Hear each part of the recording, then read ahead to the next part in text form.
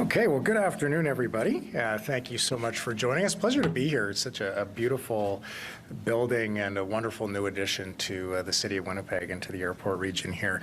My name is Ben Carr. I'm the Member of Parliament for Winnipeg South Centre. Before we begin the formality of today's event, I'd like to acknowledge that we're gathered here on Treaty 1 territory, which is the traditional homelands of the Anishinaabe, Cree, Oji Cree, and Dakota peoples, as well as the traditional homeland of the Red River Métis.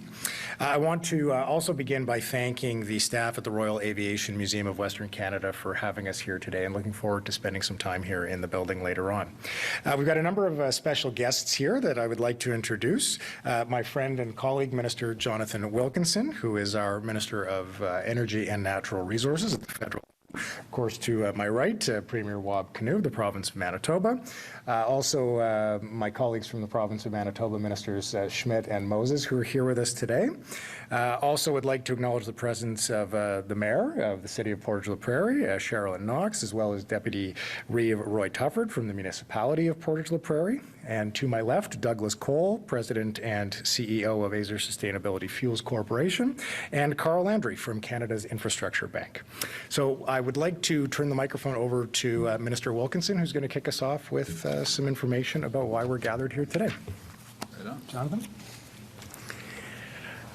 Bonjour tout le monde et bienvenue. C'est un plaisir d'être ici aujourd'hui. I grew up in Saskatoon, so not so different from a weather perspective to Winnipeg, and I must say it is always a great feeling to be back on the prairies. I would like to acknowledge all of the dignitaries, local, provincial, business leaders, Canada Infrastructure Bank, and certainly the new Premier of Manitoba, with whom I had the great pleasure of meeting this morning.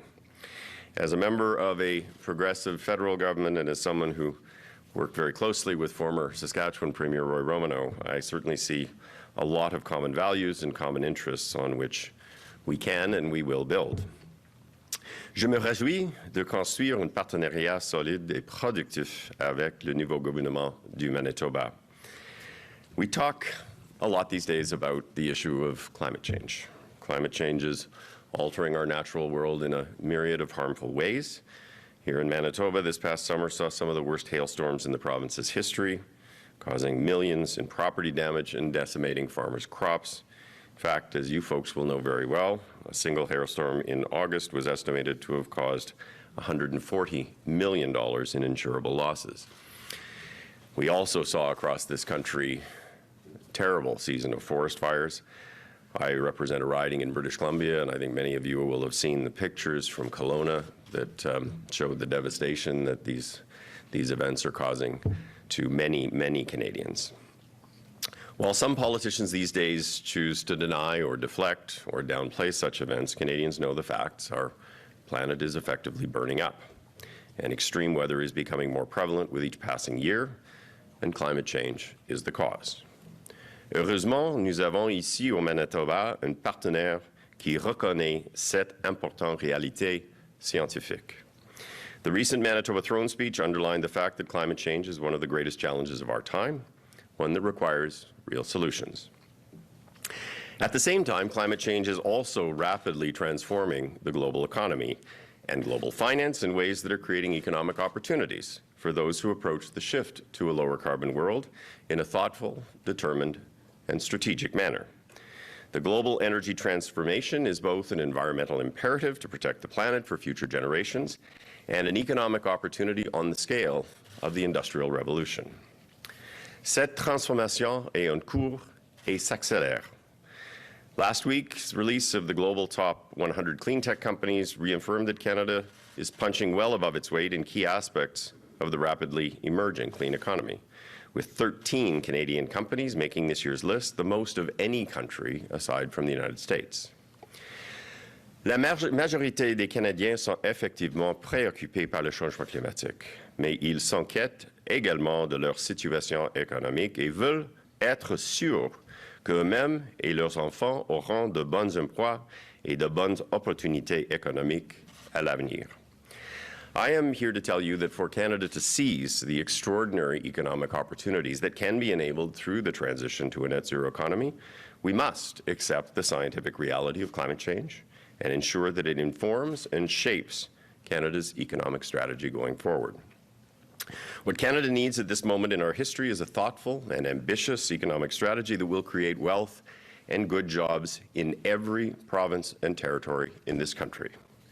C'est un sujet sur lequel votre gouvernement fédéral se concentre depuis son élection. Since 2015, your federal government has invested over $200 billion in the fight against climate change and in accelerating the development of a prosperous green economy, including $86 billion in last year's budget alone. And the world is taking notice. In just the last 3 years, we have seen more than $40 billion invested in almost 100 clean growth projects, and we're seeing this economic progress from coast to coast to coast. In Newfoundland, Brea Fuels is converting its refinery to renewable diesel. In Ontario, we are seeing massive investments in the entirety of the electric vehicle value chain. In Alberta, Dow recently announced its decision to proceed with a $12 billion net zero petrochemical facility, the first net zero petrochemical facility in the world.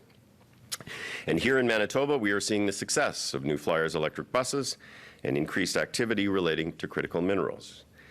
Les investissements tels que ceux soulignés, ainsi que les emplois et la prospérité qu'ils créeront ne sont pas le fruit du hasard. Ils sont rendus possibles par une approche globale qui comprend des réglementations clés, des incitations, des investissements et d'autres signaux politiques, y compris le prix sur la pollution par le carbone. It is up to us as a country to make smart choices. We can choose to lead by recognizing where the world is heading and aggressively pursuing major areas of economic opportunity. Or we can choose to bury our heads in the sand, pretend the world is not moving towards a cleaner, greener future, eroding our long-term competitiveness and our long-term prosperity. I call the first choice a green economic plan for the future, one that is thoughtful, one that is relevant, one that is strategic. And I call the second simply hoping for the best, taking a reckless gamble with the future of the planet and with Canada's current and future prosperity. This federal government has chosen the first path. Unfortunately, there are other federal politicians in this country who are seemingly choosing the second. In doing so, they are, as I say, taking a reckless gamble with the future of the planet and with Canada's prosperity. They would allow the planet to burn and the damage caused by climate change to accelerate. They would ensure Canada fails to seize the significant opportunities presented by the global energy transition, the billions of dollars in investments, and the hundreds of thousands of well-paying jobs to countries that are more thoughtful and more strategic. The new government in Manitoba, through its statements and its early actions, has demonstrated it intends to lead in the fight against climate change and in seizing economic opportunities.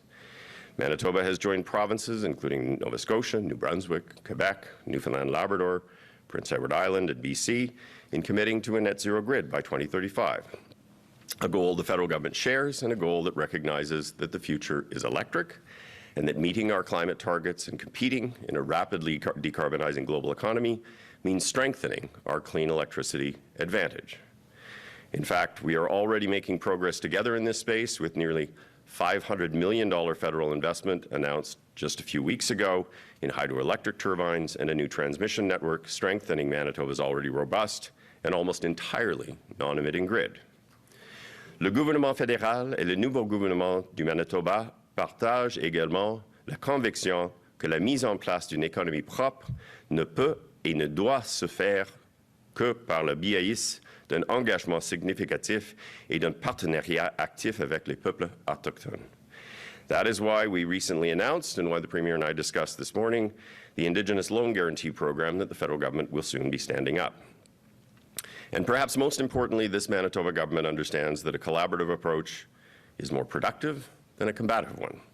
My discussions with Minister Schmidt and Moses yesterday and with the Premier today were indeed productive and collaborative. And in the spirit of this collaborative approach, I am very pleased to announce that we are working together on another investment in Manitoba's clean economy. Today, the federal government is announcing that it will be investing $6.2 million for Azure Sustainable Fuels to conduct a front-end engineering design study for the planned sustainable aviation fuel facility near Portage la Prairie. This includes $5 million from Natural Resources Canada, my department, and $1.2 million from the Canada Infrastructure Bank. These funds will complement the Government of Manitoba's nearly $3 million investment in the project. L'installation de carburant aviation durable proposée par Azure produirait environ 1 milliard de litres de SAF chaque année, principalement à partir de matières premières canadiennes telles que les huiles de canola et de soja. It will create 1,500 construction jobs and approximately 150 direct, permanent, highly specialized jobs once in production. And its construction is projected to potentially bring $2 billion to Manitoba's economy. The establishment of a SAF facility would be yet another significant gain for Portage la Prairie, which has seen strong investment in business development and housing since 2017. L'installation proposée par Azure devrait permettre de réduire les émissions de CO2 d'environ 2,6 millions de tonnes sur une base annuelle, ce qui équivaut aux réductions d'émissions associées au retrait de la circulation de plus de 550 000 véhicules de tourisme. Azure's SAF facility is what success looks like in a rapidly decarbonizing global economy. Ladies and gentlemen, as I said earlier, we have a choice, and I would suggest that thoughtful people must conclude that we simply must choose to act thoughtfully, and indeed we must choose to have the courage and the foresight to lead. Today is yet another step along the path of climate and economic leadership, and I very much look forward to taking further steps with our partners in the Manitoba government in the months and years to come. Merci beaucoup.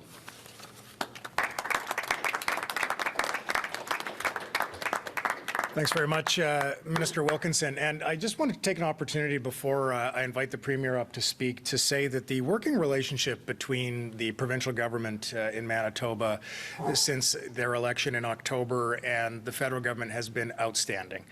Every minister that has come into town, every one of my colleagues, all of those that I've spoken to, including River Heights MLA Mike Morose, who I met with yesterday, as well as the Premier and ministers from across the cabinet, have enjoyed a genuine relationship that is built on trust, it's built on mutual values, a progressive vision for the province of Manitoba and for Canada as a whole. And we have really enjoyed the last couple of months working together, and I think today is another example of a positive step forward. So with that, with big thanks and commending to the Premier for his leadership and that of his team, I'd like to ask Premier Wab Kinew to come up and deliver remarks on the announcement today. Great. Thank you.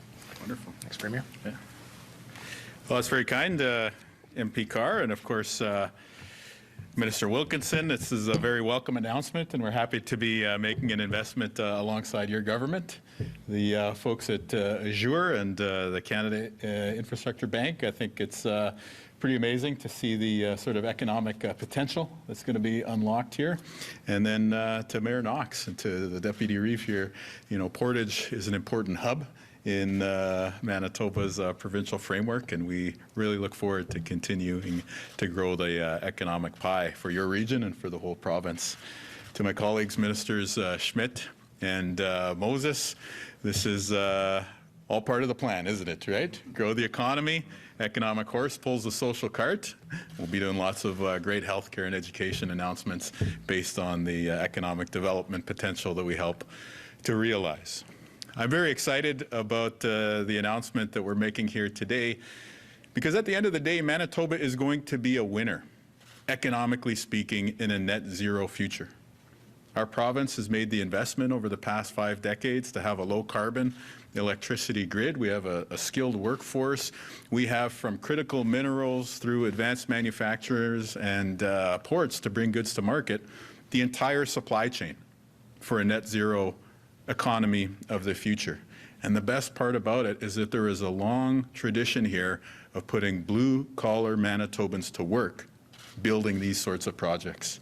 And so whether you're the finance person, the person putting the steel toes on in -50 weather, or the person who's going to work inside the plant in the future, there's a ton of economic potential that's going to be unlocked by furthering those investments in a zero emissions future across Canada and here in Manitoba. When our team was elected in the recent provincial election, there was a clear message sent by Manitobans. Manitobans wanted a government that was going to bring people together. And not only bring people together from different walks of life and different regions of the province, but also just to have a government that was going to work together with other governments. And so we've extended that hand, offered a warm and hearty handshake to municipal leaders, to Indigenous leaders, and of course, to the federal government. Because at the end of the day, we're all working for you. And today's announcement, done jointly with various levels of leadership, is emblematic of that. And it's really important that we continue to deliver for you, the people of Manitoba, and for Canadians across this great country. And this investment today is a direct result of that willingness to work together. The idea that we're going to be able to connect the ag industry with sustainable aviation fuel opportunity, and that there'll be a cyclical opportunity there as well to feed back into future ag development, to do regional development, workforce development. This is a really smart investment, and we're very, very optimistic and excited to see this bear fruit.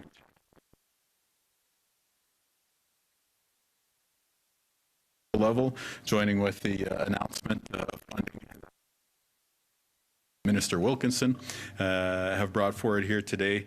We know that good jobs are on the way for Manitobans. This is an investment in Manitoba, but I also hope Manitoba can act as a showcase for the rest of the country. Sometimes we're asking people in other jurisdictions when we talk about green jobs to engage in an active imagination. But here in Manitoba, for the last 50 years, everyone has known somebody who works in a green job. We know people who work for Manitoba Hydro and the subcontractors there. So if we can show the rest of the country that you can have good paying, middle-class jobs, blue-collar work by investing in a climate-friendly future, I think that's a positive contribution to our overall Canada-wide framework as well. So it is with great gratitude and humility that we're standing here with the many partners who are going to bring this forward. Again, we're talking about the early stage work of what is going to be a very, very exciting opportunity that we hope comes online in the very near future. So with a lot of humility and the willingness to continue the collaboration, our team's very proud to stand here today and to say that this investment in Azure and this investment in our province is a good move for Manitobans. Miigwech, merci. Thank you very much.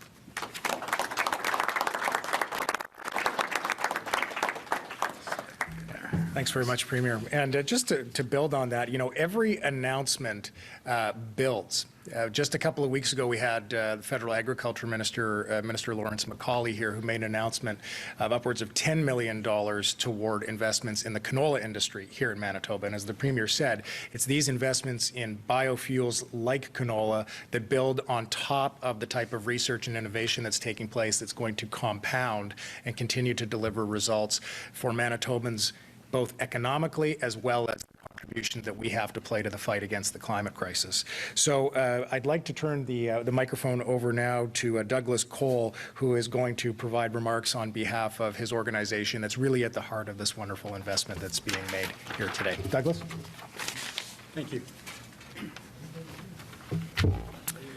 Good afternoon, everyone. Minister Wilkinson, Premier Kinew, thank you very much for inviting Azure here today to be part of this very exciting announcement. I'd like to start by recognizing the Indigenous people that have walked on this land long before I was ever here. And Azure has been engaging with various Indigenous groups across the country in the areas we're working in since the inception of the company.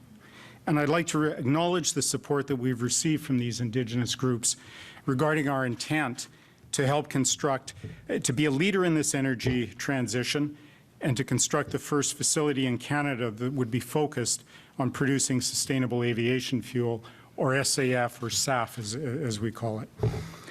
We at Azure are honored to receive funding from the Clean Fuels Fund, from the Government of Manitoba, and from the Canada Infrastructure Bank. I believe the support from Canada validates our vision to create a made-in-Canada solution, to reduce carbon emissions globally by utilizing Canada's resources and skills.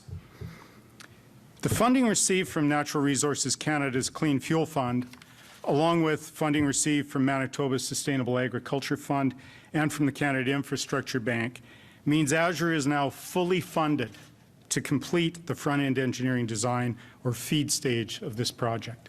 And that's a very important milestone in any project development.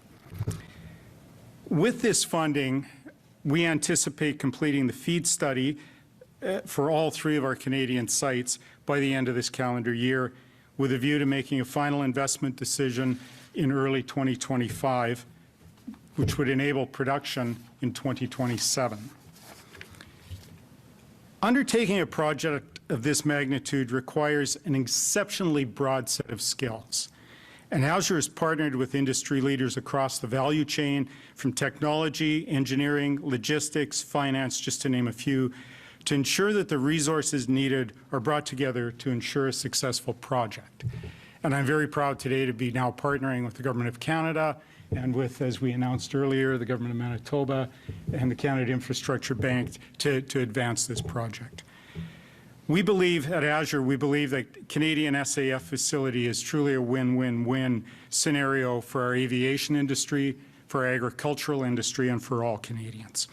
As the SAF produced from this facility will be able to reduce carbon emissions by roughly 80%. And as Minister Wilkinson said, that's for our facility, that would be the equivalent of taking about 500,000 cars off the road every year. It's quite a way to look at it. This will create a long-term stable market for Canada's canola products, for canola oil. And it reduces our reliance on volatile international markets. And it will support our Canadian airline industry to doing their part to reach Canada's goals and the world's climate goals. And these benefits, along with the employment impact and the GDP impact that you referred to, I think are truly a win for Canada. Minister Wilkinson, Premier Kinew, Mr. Landry, your commitment and your support to these innovative initiatives really serves as a testament to your shared vision for a decarbonized Canada.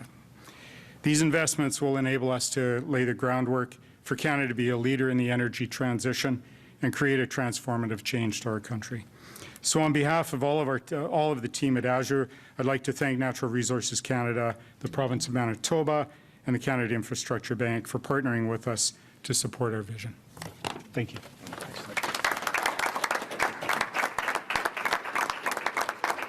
Thanks very much, Douglas. They're going to conclude the formal part of the announcement here today. I do see we have some members of the press that are present, so we will begin the media Q&A portion. If we just ask, we probably have time for a question and a follow-up question. So for those from the media here today, if you could just step forward to the microphone, identify which outlet you're representing, please, and who the question is directed to.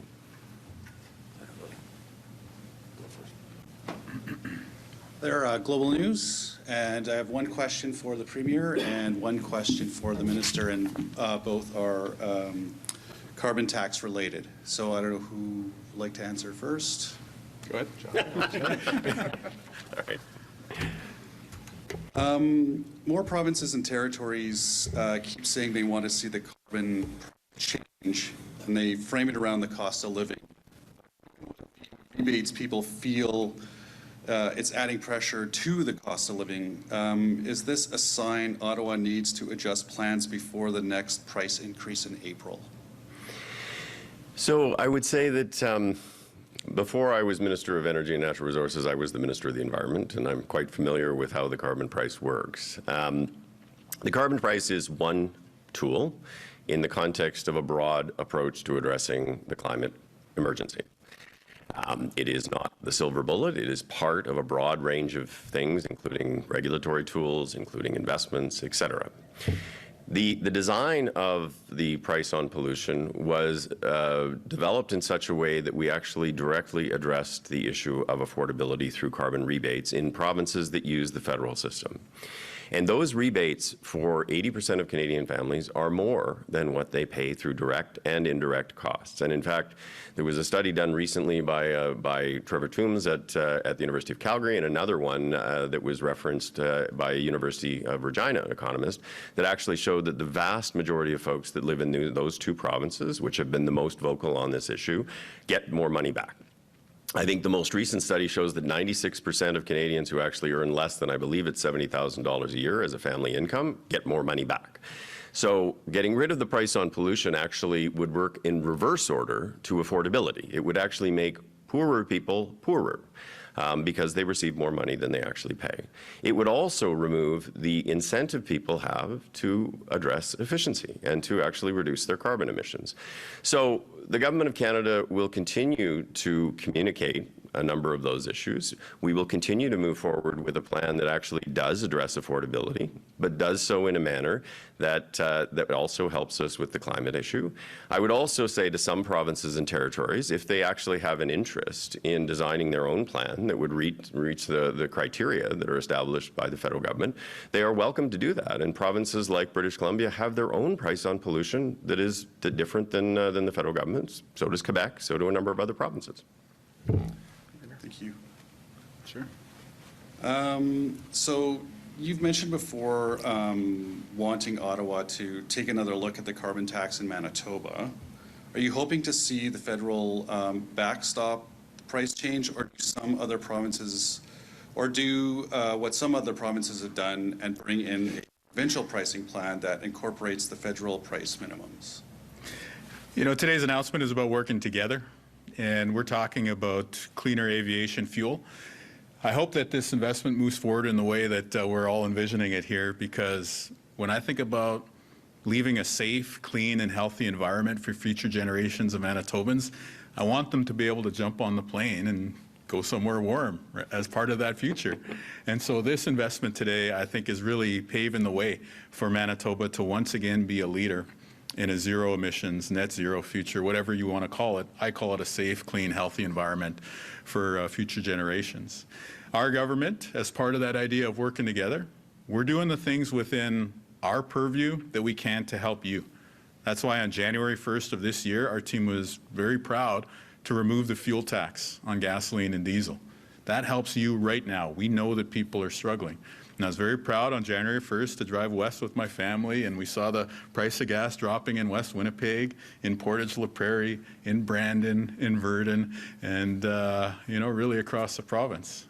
So there are things we can do right now to help during this affordability challenge, while also being consistent with a long-term fight against climate change. And I've been very clear. I think that Manitoba has a very strong case to make that the carbon price could be revisited here in our province. And we're going to be having those conversations with the same sort of constructive, collaborative tone that we're bringing forward this exciting investment today, which is to say that good things happen for you, the people of Manitoba, and across Canada when your leaders work together. CBC, for Minister Wilkinson. Will the Greener Homes grant program still accept applications past March? So the Greener Homes program has been an enormously popular program. It was initially set up to run for 7 years, probably the first 4 or so years of that for intake, and then the rest of it to complete all of the retrofits. It has been so popular that that it has used up a lot of the available funds earlier than we had anticipated. As is the case with any budgetary allocation, as you use up your budgetary allocation, you go back and have conversations within the government and with the Department of Finance about how we actually address that going forward. Building efficiency is very important. The Government of Canada recognizes that, and certainly we are having those conversations as we speak with the Department of Finance, and we will have answers for you associated with the next budget. For the Premier, different topic. Yeah. What is your concern that former Cabinet Minister Cliff Cullen approached your transition team asking for a meeting between Faisal Samji and Minister Moses and Minister Schmidt? So without confirming the specifics of what you're saying there, because I'm not sure all of that is the same information that I have, so let's follow up offline. That information comes directly from your office, but okay. Yeah. So we can go back and forth on the disputing of assertions, if you like. But what I would say the overall concern that we have is when you cast a vote in an election, the most sacred of values is at play that we hold dear in our society. That the people get to choose who they're going to have as a government. And in a case like this one, where it appears that the caretaker convention was violated, probably on a few occasions, it casts that value into doubt. Because you have folks who are no longer carrying the mandate from the people of Manitoba, attempting to make decisions about the future of government policy. So that's a very serious democratic ideal and public policy concern that needs to be addressed, and so that's why members of our team have set those wheels in motion. When it comes to the former Minister of Finance and the former Deputy Premier and his conduct, I think that the concern that our team has is that it appears as though there is a pattern of behavior on the part of the outgoing government. And if nothing else, if there were so many people as part of that former government pushing in a certain direction on a project that was supposed to be the subject of an independent environmental approval process and decision-making process, it does bring into question the validity of that approval process. And so operationally, in terms of when the rubber meets the road, what does that mean for our administration? It means that we're now taking the time to review the steps towards the potential approval of that process. Our team is very committed to ensuring that critical minerals are developed as an industry here in Manitoba, but the best way for us to capitalize on that opportunity is to develop those critical minerals in the right way, which means Manitoba wins as an economy when we can bring minerals to market and say, we're bringing these out of the ground with the highest environmental standards, highest labor standards, best respect for human rights of any jurisdiction in the world. But where certain actions appear to cast that value proposition into doubt, our team owes it to the people of Manitoba to take the time to get it right. And so that's what we're doing. Éric Duhamel, Radio-Canada, Manitoba. Monsieur Kinew, peut-être revenir sur les principaux points en français, notamment au niveau des retombées pour les Manitobains et de la structure de financement, peut-être. Oui, bien, aujourd'hui, nous avons annoncé les contributions du gouvernement fédéral et puis le Banque d'infrastructure canadien. Puis, c'était aussi 3 millions de dollars à peu près du niveau provincial. Alors, je suis très content d'être ici avec le ministre Wilkinson et puis avec le député Carr, puis mes collègues et puis les autres qui viennent de Portage et puis de Azure et puis du CEBA. Pour nous, c'est un investissement, une opportunité très excitante parce que notre province avait toujours construit une économie verte. Une économie qui pourrait trouver beaucoup de succès dans ce moment économique où tout le monde, tout partout sur la planète, veut trouver des façons d'améliorer comment est-ce qu'il fonctionne envers le changement climatique. Alors, oui, j'espère que mes gars pourront prendre des avions puis aller quelque part chaud dans l'hiver, mais si on pourrait contribuer à cette future, cet avenir, dans une façon qui créera plus d'opportunités économiques à Portage, ici en Manitoba, bien ça, c'est un investissement qu'on doit faire ici dans le Manitoba. Et quelle est la principale différence avec l'annonce qui avait été faite en juin dernier par votre prédécesseur? Ce qu'on fait maintenant, c'est de confirmer la direction de notre gouvernement comme une nouvelle administration, parce qu'il y avait l'élection. Puis, en même temps, le gouvernement fédéral est ici pour faire leur annonce. Et puis, finalement, la banque. Ça, c'est leur premier investissement de ce niveau. Alors, C'est vraiment l'opportunité de rassembler tout le monde pour confirmer que cette opportunité avec Azure est quelque chose de vraiment excitant et que nous voulons collaborer ensemble pour livrer pour tout le monde dans la province. Merci. Merci à toi. Hello. With the Winnipeg Free Press, I also have a question for Premier Kinew. The CEBA loans forgivable portion deadline is coming up. It's not being pushed back. I'm wondering, what do you think about Oh, that? Adrian, eh? Sorry. So what do you think about that? And is the government going to do anything for businesses that can't or have not paid back their CEBA loans just yet?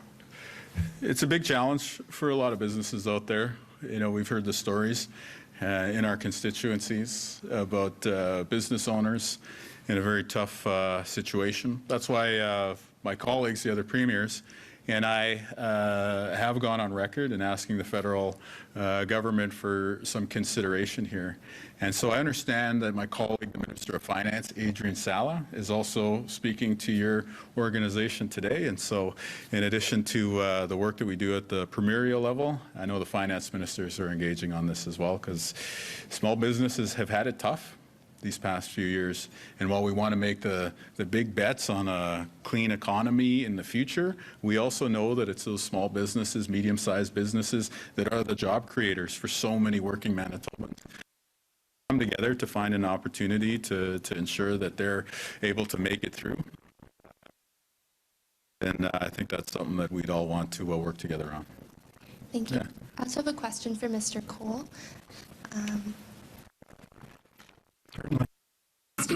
This is just kind of a clarification question. So is this facility going to for sure be in Portage la Prairie, or are you looking at different facilities or locations throughout Canada for this? That's a very good question. We are looking at 3 different locations across Canada, one in British Columbia, one here, of course, at Portage la Prairie, one in Ontario. There's a number of reasons for doing that at this stage of a project. The number one reason we look at, I mean, there's a number of criteria, site selection, but the biggest thing that this does is actually create a platform for growth. And really it speaks to, and I'm sure Mr. Laundrie could comment with your experience in the finance world, capital markets like to look at projects that they can replicate that success time and time again. And by having a platform of this that gives cost any one jurisdiction by having multiple locations. In parallel. Making a final investment decision on the first one here early in 2025. Thank you.